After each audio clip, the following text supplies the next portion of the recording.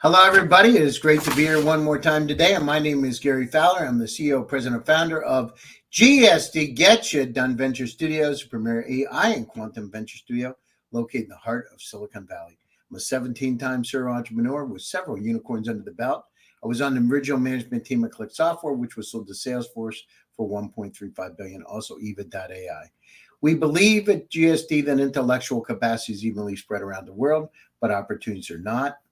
And we also believe that there's an opportunity for companies that are into areas like artificial intelligence, quantum computing, GPUs, and of course, crypto are making a dent in the universe. So with that, I'd like to introduce my incredible guest, Joe Vezzani. He's a social media guru.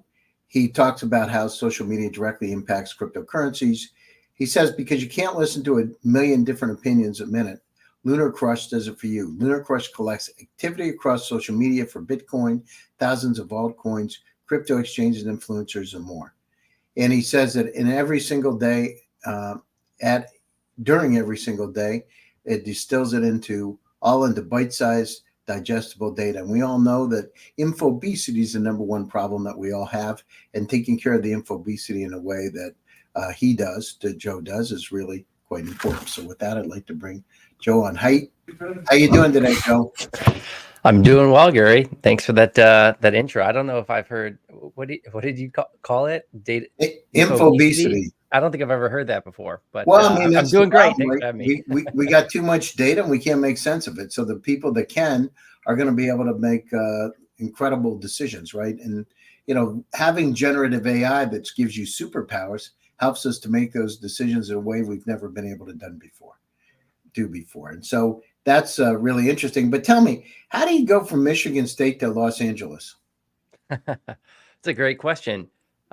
You think about the sun a lot when you are that far north and at school, and you're going uphill both ways to school in 3 feet of snow. And so at some point I was like, I need a little time on the beach and some sun, and moved out west. And once you get acclimated to that weather, man, you really can't go back. So why did you move to LA from Charlotte? Well, I bounced around a lot, but like Charlotte was actually a couple of summers. I spent some time at a wealth management firm, which was Smith Barney, which is now Morgan Stanley, and I did that during school. So that was a couple of internships I spent down there at an amazing group called the Ranking Group, one of the larger wealth management firms out there, and learned a ton from those guys. Shout out to Joe, Big Joe, and I always kind of wanted to stay curious in my career. At Michigan State, I was, finance and economics, and, came out of school in 2008. And that was, when things weren't going so well in the economy. I wanted to go work at like a Lehman Brothers. Growing up, always kind of thought about finance and investment banking. And that was just like what was I was surrounded by and what people were talking about. And, Lehman Brothers didn't exist, a couple months after I graduated college, or it was kind of like, a lot didn't exist. Some went to Citi, but, I just, 2008. I remember going into my bank. I'll never forget it. They went in and closed the doors of the bank. They had, were closed. And it was, I was shocked, I went in there and I was like, how can this bank be closed?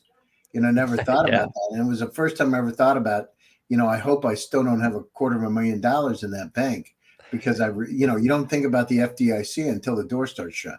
Yeah. It was almost like before that, it was FDIC almost just was like you wouldn't even like think about it. You're like, sure. Like why does that even matter?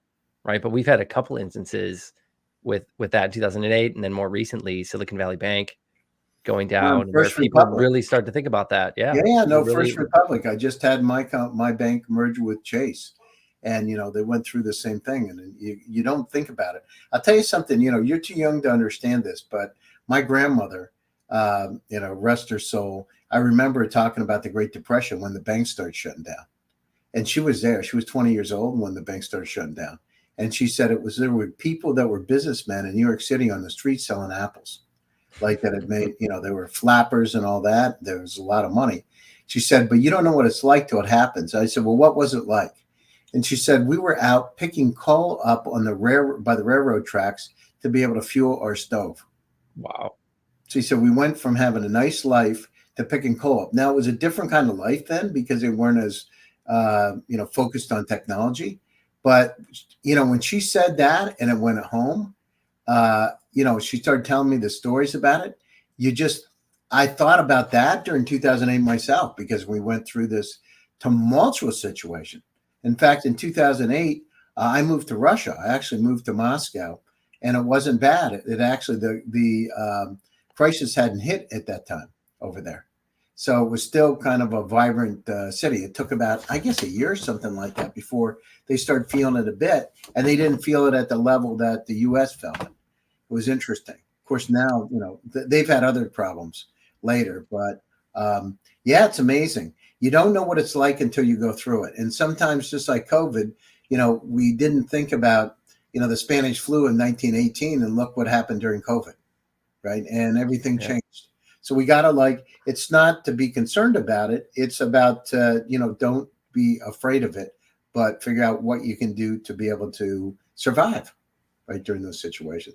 So let's Yeah. talk about. So how do you go? So it's just interesting to me. You went to draft a CB as a production business manager. What was that all about? So you had Taco Bell and Petco and ad counts and all that. Why did you decide to do that? Well, like I said, coming out of school in 2008, like I wanted to go work on Wall Street, and then I went to a job fair at the University of Chicago, and I thought I was going to go do like prop trading, the Chicago Board of Trade. Like I had like friends, parents that worked down there, and I was like, all right, I got to find my in over here. And lo and behold, I go to that job fair, and I see this like super long line for an advertising agency. And I was like, why does everyone want to work over there? What do they do? Like, I didn't even know what they did. And then I saw, there was a job opening for a financial analyst at the agency, which was at the time Draft FCB. It's now back to Foot Conan Belding. It's one of the oldest advertising agencies in the world. Started in 1873. And I remember handing my resume to the person that was there, who was like in the creative department or something, and they're just like, "Sure, like we'll take you. We don't even need to talk to you. Like it's accounting, in the advertising world, which is like might as well be the mailroom." But it was like, my dad was in the mortgage industry, and he was like, "Just take anything." And so I got Yeah, a no, I job there. remember the things were awful. I mean, it's like I remember my house down in Boca Raton, Florida was, at the time not a lot of money, 600 grand, but they actually dropped to less than half. Yeah, rough time. And so it was like take any job that I could take. And so, for me staying curious, even though I was in, the general ledger part of like the accounting department and finance department at an advertising agency, I was really interested in, what was the kind of revenue generating part of that business? What was the creative process, and learned a lot about the creative process. And that job is actually really what took me out to California, and went from general ledger finance to doing some business management, and then kind of production business management, like learning about like producing radio and TV and what were the budgets around some of those things. And so just stayed really curious, and always kind of like kept my ear to the rail about what was open and everything else. And for me it was like, hey, job opening in California, like I'm gonna go take that. No, that's great. So you did it. You went out there, and and you were in Orange County. So you went down through that. Why in the world did you go to Owens Corning? It's another complete 180 pivot. Yeah, why go from like working and producing radio and TV, or being a part of that process for some fun clients like a Taco Bell, which they did awesome and fun spots all the time, to then selling commercial and an industrial insulation into large like buildings. For me, it was, it was a family friend at the time, was like had a job opening, and it just, like being kind of that like traveling salesman was just like an interesting thing to me.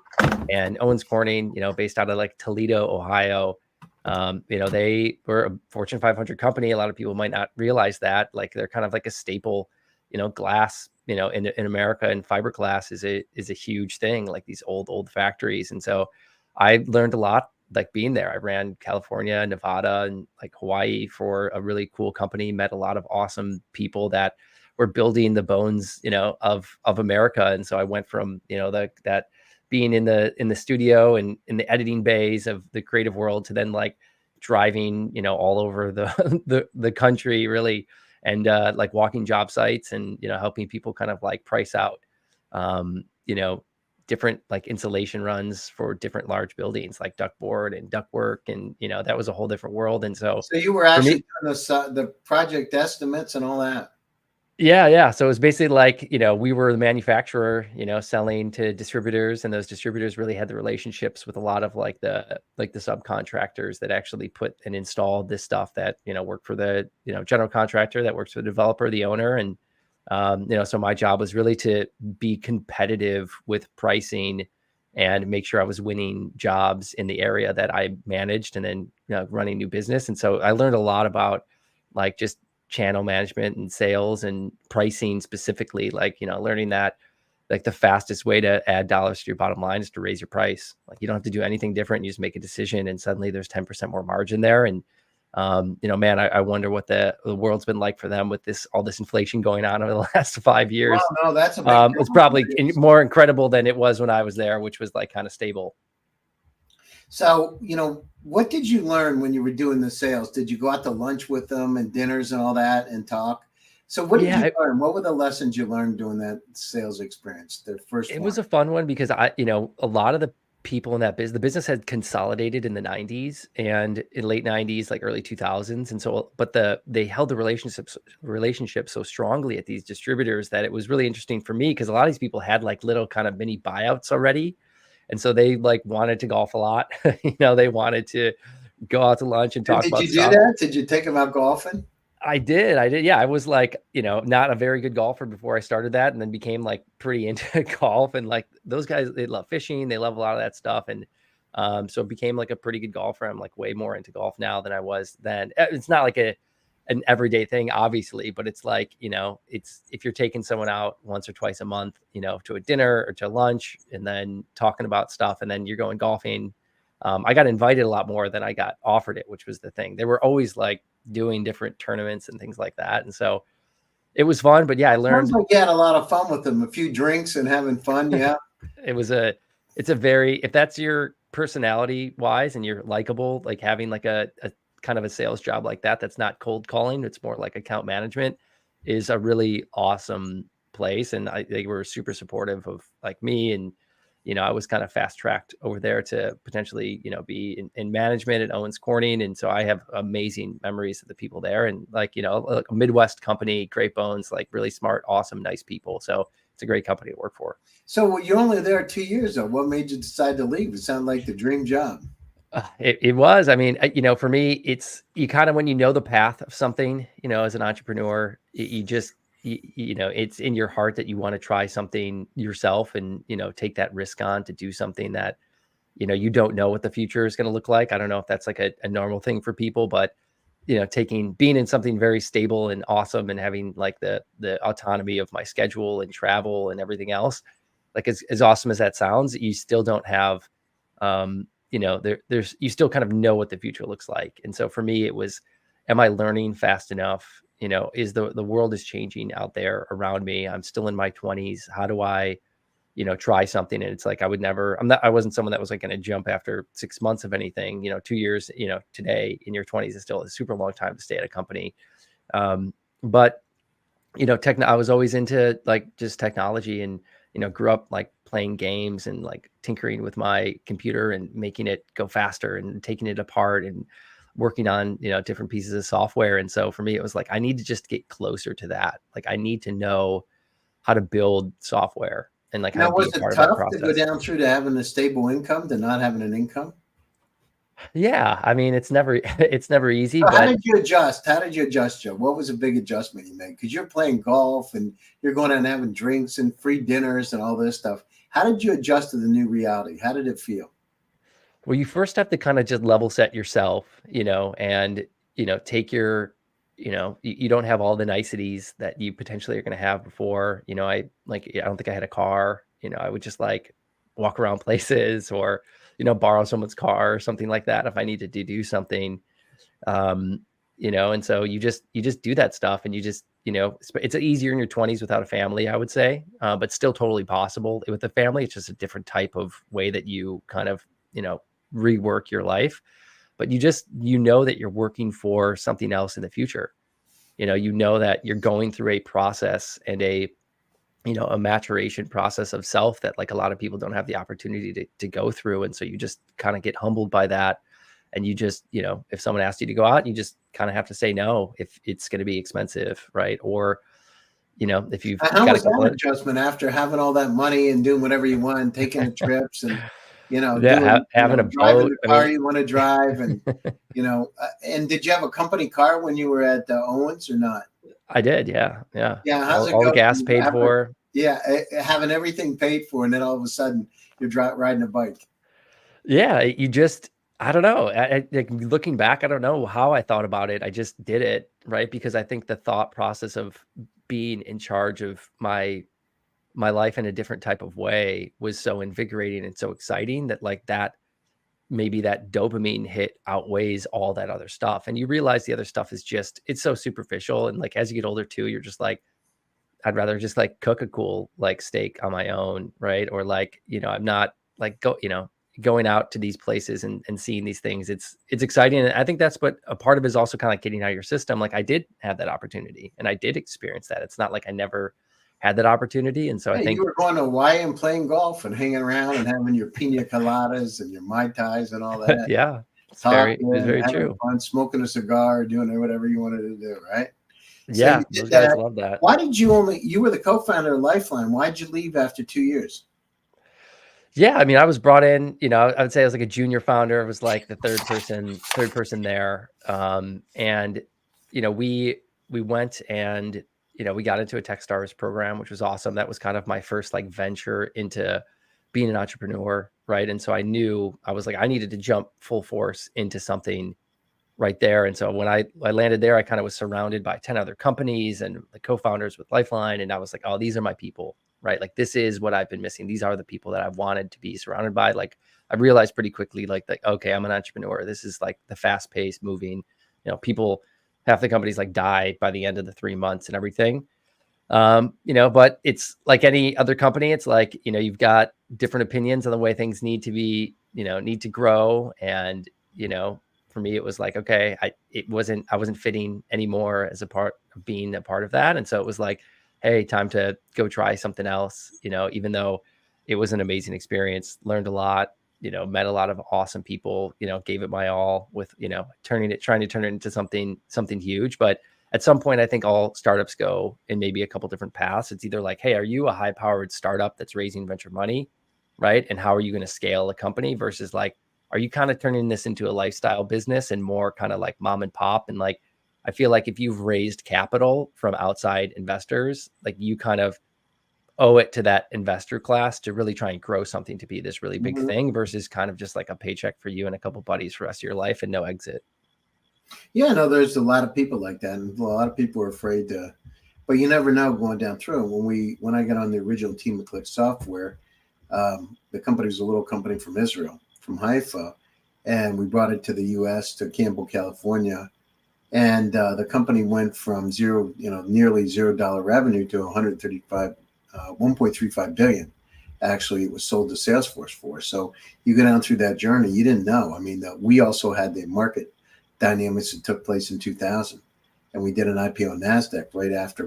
So March it got nasty, and then June we did an IPO during the nasty time. We were one of the few IPOs after the market melted down, especially in tech. Interesting.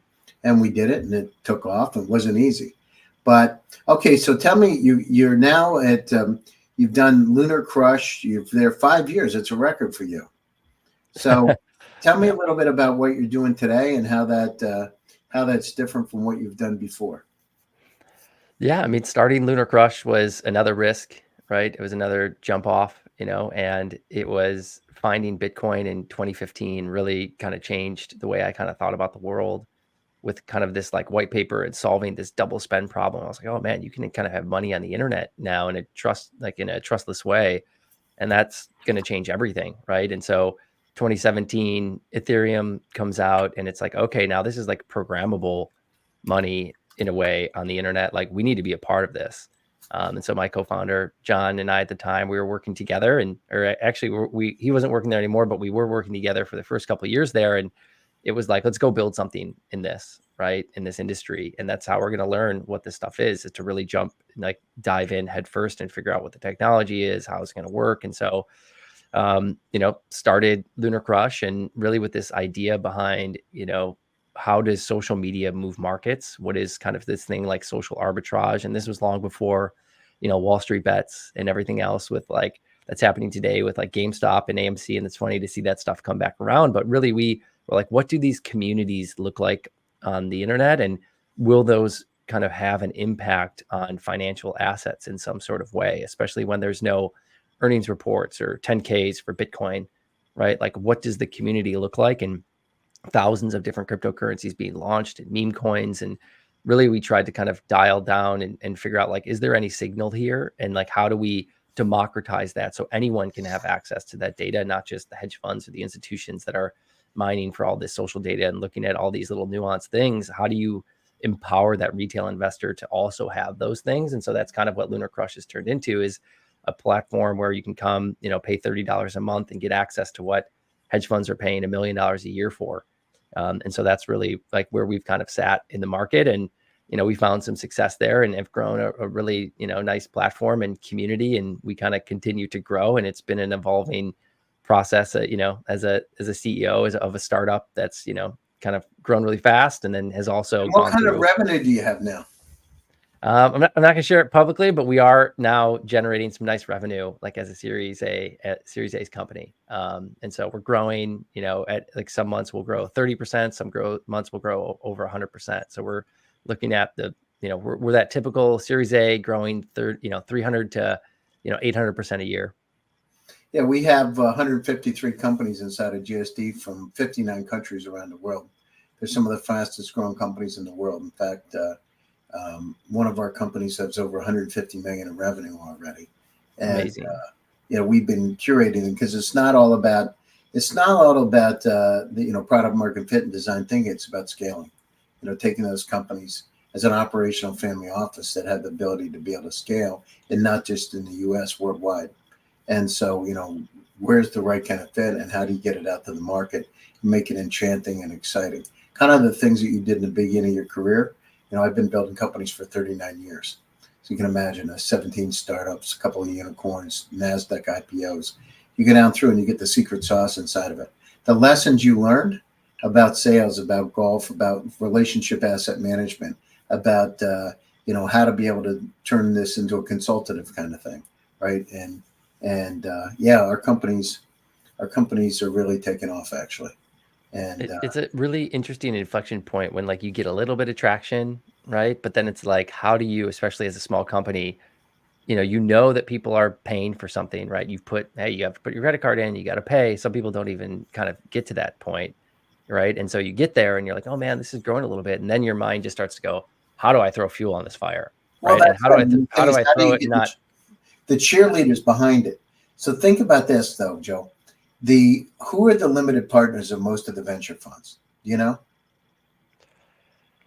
Dentists and doctors and No, limited partners in the venture funds are high net worth individuals, right? Or family offices. Right. But nobody talks about them. The families, 1% of the population owns 99% of the wealth, right? Right now I'm down in Palm Beach in Florida. So Palm Beach is 100 billionaires in my neighbors. You can imagine how much they control. When you have somebody that's worth one's worth $140 billion or so, maybe a little bit more than that. But when you start looking at it, they control it. They become your greatest cheerleaders. Most people never think about that, right? Because they're going out to these VCs. How old's a typical VC, right? 24 to 33. They've only 10% have ever built a company, right? And then you're telling me a lot of operators. It's about being married, right? It's like being married. They're telling you that you're going to be with them 7 to 9 years. Well, I don't know about you, but the average VC meets with, in general, the company about 2.6 hours before they decide to invest. Of course, there's due diligence and everything else, but I don't know about you. I would never marry somebody after 2.6 hours. Like, it doesn't make any sense. And then the other thing is you're telling people that have never built a company, for the most part. I'm not saying all of them, but about 10% have only done it. Trying to tell you how to build a company. And I'm not saying there aren't some incredible VCs out there, but the model's kind of flawed in my perspective. It's like, we say 9 out of 10 companies fail. And why is that? There's three things. They don't have the operational expertise, the access to capital, networking contacts, or they're not flexible and can pivot. One of the things you just said is, you know how to pivot. You're not afraid to pivot. You went from finance to sales. You did advertising. Being able to pivot is really important. But the thing is, the other part, the next level up, is how to get the access to those ultra high net worth families, right? The families that make the decisions. And it's kind of interesting because I see them. I'm into polo and jumping, so I see a lot of them. They're my friends, right? And so the same ones that are near where you are in San Diego or Santa Barbara, right? So the situation is you got to put yourself where they are and you become one of them.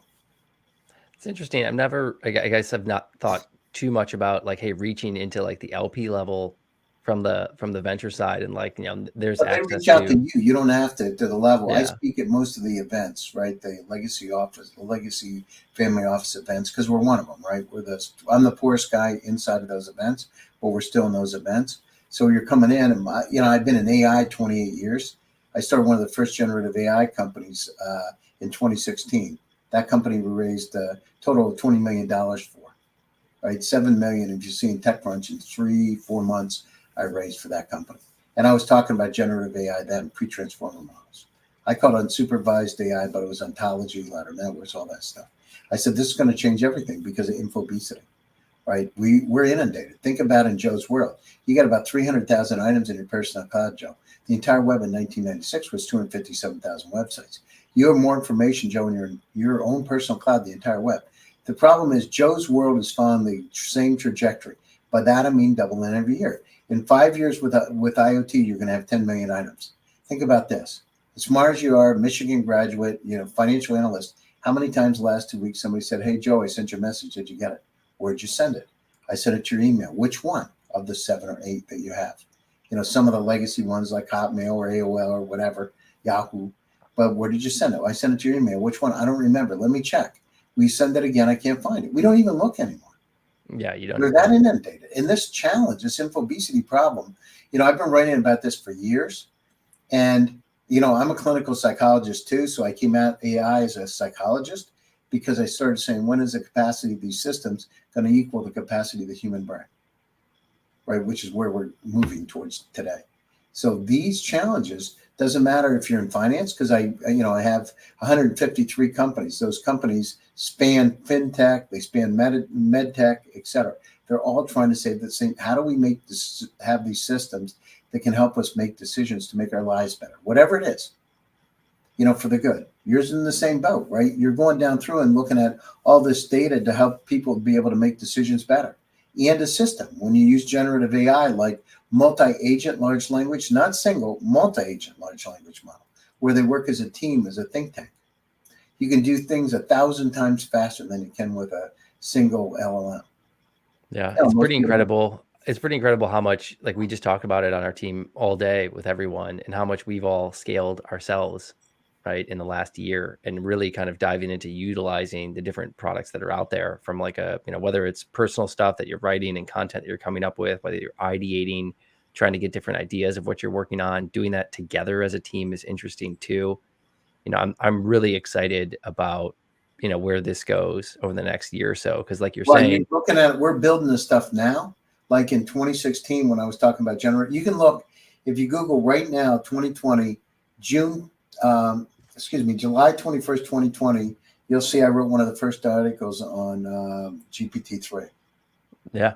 People said it was great. I'll check it out. It's not going to happen. It's not going to happen. This is not going to be it. I said it's going to change everything. It has. And it's going to continue to. Well, that's, we're looking at 2 years out now. We're 2 years out looking at those technologies today. Delivering tomorrow's technology today, where the future is. And your environment is going to change things. It's going to change things for everybody, because they're going to become super apps that are connected together as one. They're going to be super engines that bring everything together, because we have so many disparate silos out there that aren't connected.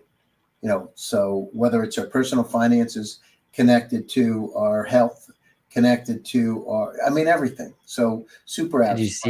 Did you see the Apple Intelligence announcement from the other day from WWDC? Yeah, of course. Yeah. I'm excited for that, because even when I'm on a run and I tell Siri to pause the podcast, she still can't do it. So I'm excited for them to figure out the next step of that.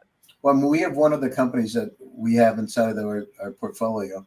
It's called Simple Night, and essentially it's a super app. So can you imagine if you tied the capabilities, of Amazon, Facebook, LinkedIn, and Expedia in one, right? And that's where the market's going to go. Those kind of capabilities at a higher level to be able to do those kind of things like nobody's ever done before. Imagine you take a trip, you're going from where you are to Honolulu, right? And you're flying over the Honolulu. It knows you like United Airlines, and it knows you like to go in or American Airlines. It knows you like to go in the first class and to the window on the right side. It knows everything about you in terms of the kind of food that you want. You've got a low cholesterol diet or vegan. It understands that. It also knows when you land in Honolulu what car you want to take.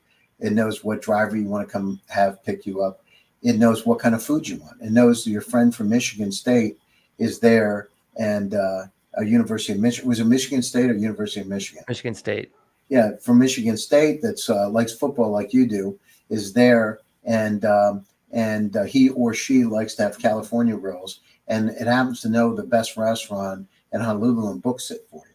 It also books your hotel, and then it goes down through and understands the kind of things that you like Frangipani perfume, right, for instance, and it sends it to your hotel.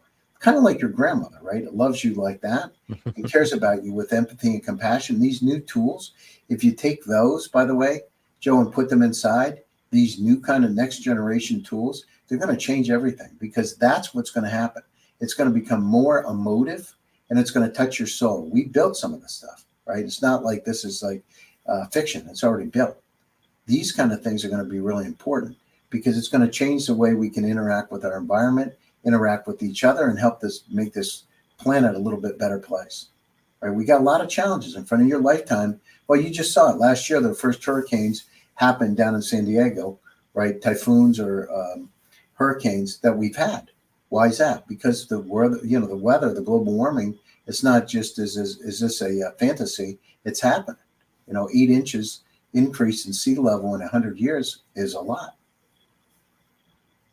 A lot of problems, but technology can hopefully help us solve some of these things. That's exactly what it's doing, but we got to use it, and so I like what you're doing. I think that, you go down through and look at cryptocurrencies and democratization of opportunity, to be able to help people understand what to invest in or what to look at is really important, because the problem is infobesity. We have too much data. We can't make the decisions. In psychology, what happens, we say learned helplessness, Joe. That means when you have so much stimuli that you don't do anything, you get shocked. And I see people already having that happen. Totally. And it's also like, we also have other categories on LunarCrush that aren't just crypto, right? That's the majority of what we do because we've been in the space a long time. But we also follow sports. We follow, finance or economic just terms that are out there. We follow, different brands, right, that are there. And there's just something interesting that kind of has been happening on the internet where you can't really find like the truth, right? Like you can't find, or understand like the arguments on both sides. Like you could say like, hey, global warming is a really bad thing, right? And someone might be like, there's no such thing as global warming. And those two people literally believe those things at heart to the core. That is 100% I have people true. all the time, it's, in 1992, I worked on a project. We did a long range weather forecasting company.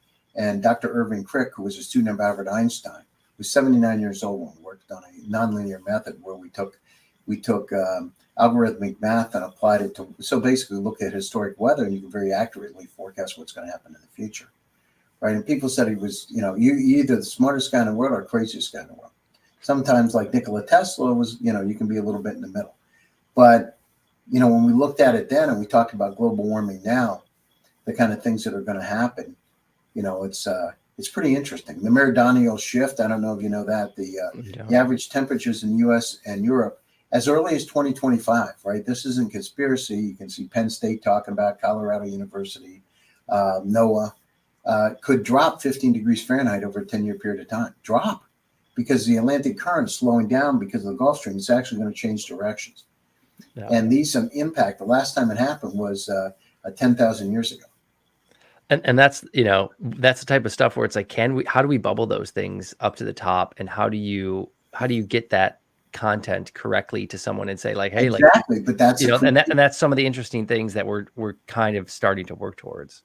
those kind of things. It's called AMOC, AMOC. If you look at it, you see me write quite a bit about it. That kind of thing is really interesting because these are going to have, just like COVID did, have substantial impacts on our planet. On one side, the US and Europe is going to go down 15 degrees Fahrenheit, not up, down. On the other side of it, south of the equator could go up 15 to 30 degrees Fahrenheit during the same period of time. Now think about what's going to happen to our food supply and how things are going to change. The last time in recorded history, Joe, that this happened was the summer of 1816, the year without the summer. There was an explosion not too far from where you were in Hawaii, Mount Tambor, Indonesia, right? And it created volcanic ash around the planet. And in fact, Mary Shelley wrote Frankenstein at Lord Byron's house. She was 18 years old, going to be 19. And she wrote that Frankenstein because it was so creepy that they said, who could write the scariest story? And she wrote it then. And you look at the impact. If you look back in history at the newspapers during that period of time, you can see the impact it had on humanity. There were riots. There was no food. People moved from places like Philadelphia, Pennsylvania, out to the Midwest. Did you ever wonder why there's a lot of Swede and Norwegians there? Because they would land in Philadelphia or in New York and Ellis Island, and they would migrate west because there was no food. There were no crops. The crops died. And it was snowing in July in New York City. And so they migrated west. In fact, Joseph Smith from the Mormon Church, right, was up in Vermont, actually moved down to New York during that period of time because there was no food up in Vermont, and went to Palmyra, and the rest is history. The founding of the church. It's just incredible, actually. We've got to be aware. I like what you're doing. Sifting through the bullshit to find the truth. Trying. That's the goal. How do you democratize opportunity and thought on the internet? Well, that's it. And, I talk about this a lot. So I've written almost 400 articles, a lot of them pre-ChatGPT, right? So it wasn't like you're out there doing this stuff. And because these are the kind of things that are going to be important. Finding the truth, whatever it is, based on facts, not based on conspiracy theories, but facts. Facts are going to change things. We need to work together. Anyhow, we're coming up to the top of the show. I really appreciate this. Is actually one of the longest shows I've had out of 950 podcasts. Wow. I'm honored. Well, I appreciate it's great. It's great to have you here. So anyhow, if you can stay on board, I'll wrap the show up and then talk to you for a few minutes. Okay. All right. Sounds good. Okay. Hold on.